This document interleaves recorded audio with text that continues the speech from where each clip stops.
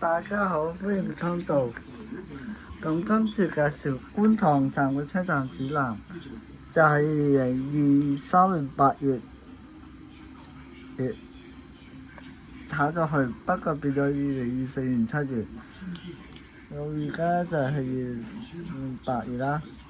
咁一打開佢就係觀塘裕民坊搬總站，在總站之後㗎啦。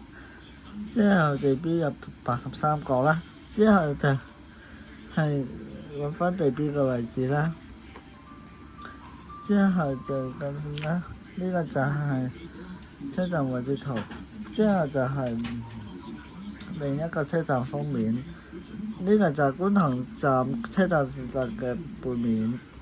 之後就係行動不便電話號碼，之後就係最後就鐵路2.3嘅路線圖。咁1號先講1號、2號月台啦。2號月台嘅列車就喺藍田嚟到駛入1號月台，上下，然之後去牛頭角，喺條片就係啦。之後喺牛頭角過嚟啦，上下，然之後去藍田咁樣，上一條片就係㗎啦。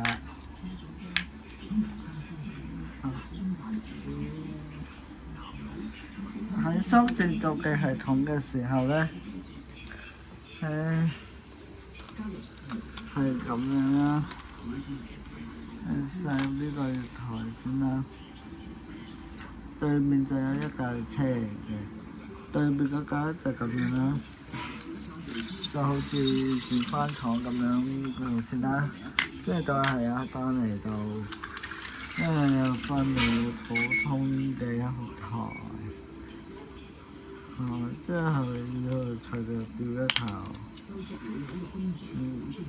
因為兩個都掉一頭啦，都俾個車離開咗個。咁呢，有1號台喺牛頭角去到觀塘站1號台上一下，準備掉頭，好似剛才咁啦。之後呢，就咁樣轉咗嚟過呢個站。如果你上行嘅觀塘為終點站，列車就喺呢度。真下行呢，就係即係藍田過嚟，列車就直接清下㗎啦。九龍灣站就9點7點返車廠啦。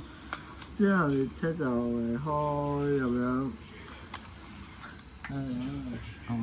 呢個月台已經冇車㗎啦。咁列車就入去喺中間長路軌道，之後掉頭翻過嚟，咁樣，之後就翻車廠。咁2號月台曾經呢，喺新澳古鎮站嘛，列車就喺藍田站嗰邊上面掉頭啦，甚至上車就講轉方向啦，上車講轉方向。咁今次係咁掉頭啦，先轉入呢條軌，再入呢條路軌上面去藍田。咁好啦，咁今次嘅